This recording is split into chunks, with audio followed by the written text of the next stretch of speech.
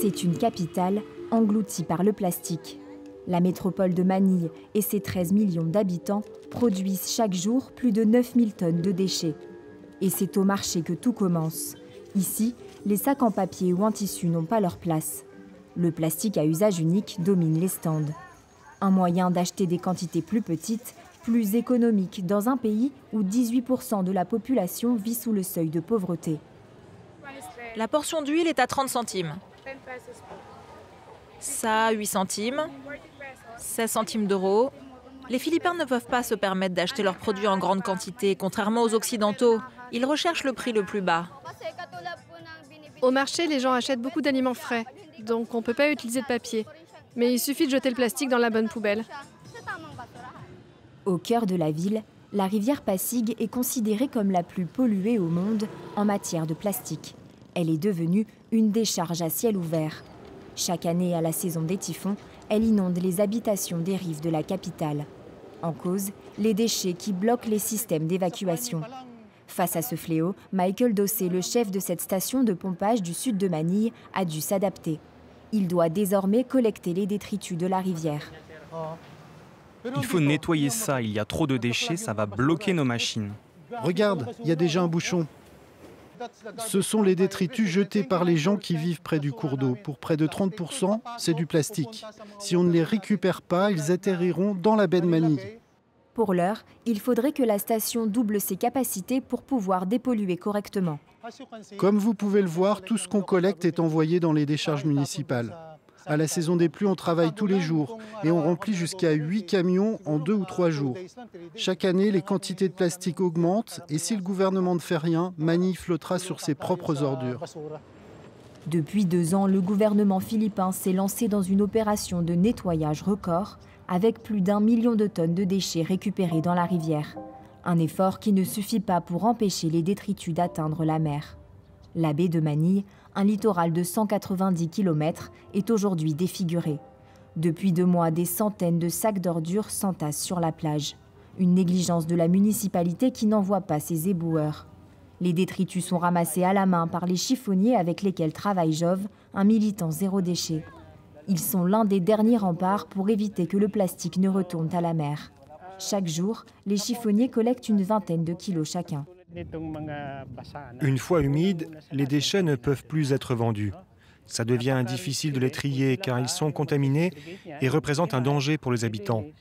Ils peuvent provoquer des maladies comme la leptospirose ou la typhoïde.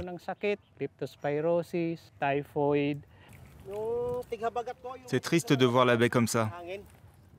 Avant, les gens se baignaient ici. Loin des grandes villes, la lutte contre le plastique gagne du terrain. Sur l'île de Mindanao, cette brigade de femmes bénévoles rend visite aux habitants pour lutter contre l'un des facteurs de la pollution, le manque d'éducation. Bonjour, je viens voir comment vous triez vos déchets. Il faut mettre le plastique dans un sac à part. D'accord. Très bien. Mais c'est en cuisine que l'usage du plastique est le plus tenace. Vous voyez ce sachet de liquide vaisselle, vous allez en acheter plein car les quantités sont petites. Ensuite, il sera jeté. Les gens peuvent garder les emballages plastiques, les consigner et les envoyer à la compagnie qui les a fabriqués. Ils seront ensuite réutilisés pour emballer de nouveaux produits. Trier ses déchets, utiliser des sacs en tissu ou faire son compost. L'association mise sur la sensibilisation des communautés pauvres, premières victimes du dérèglement climatique et dont les revenus dépendent de la pêche ou de l'agriculture. Ce n'est pas évident de changer les mentalités, parce que leur priorité numéro 1, c'est de travailler et d'arriver à joindre les deux bouts.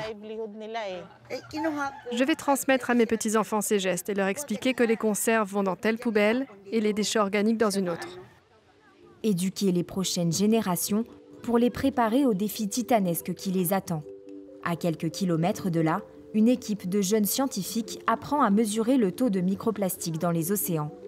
On en trouve jusqu'à plusieurs milliers par mètre cube sous forme de particules microscopiques. Issues de la décomposition ou de la production du plastique, elles intoxiquent la vie marine. On ne peut pas les voir à l'œil nu. Il faut procéder à des analyses et c'est là que nous intervenons. Le docteur Deo Honda, océanographe, a conçu une charte d'échantillonnage pour mesurer le microplastique dans les sédiments. La plage est un élément très dynamique. Une fois que le vent et le courant vont modifier sa surface, ce sont sur les 5 premiers centimètres que la plupart des matières microplastiques vont se déposer. De retour au laboratoire, le constat est sans appel. Eau de mer, sable ou même mollusques, tous présentent du microplastique. Qu'est-ce que c'est? Les échantillons d'eau. Et qu'avez-vous trouvé à l'intérieur? Selon nos observations, il y a des particules de plastique provenant sans doute d'un textile. Les microplastiques consommés par les petits organismes vont ensuite être consommés par de plus gros organismes. Et ce sont ensuite ces poissons qui sont capturés par les pêcheurs. Même si on ne voit pas le microplastique, la nature nous le renvoie directement dans nos assiettes. Pour l'instant, aucune technologie ne permet de nettoyer le microplastique dans les mers et les océans. Selon les estimations du Parlement européen, on devrait trouver plus de plastique que de poissons dans les océans d'ici 2050.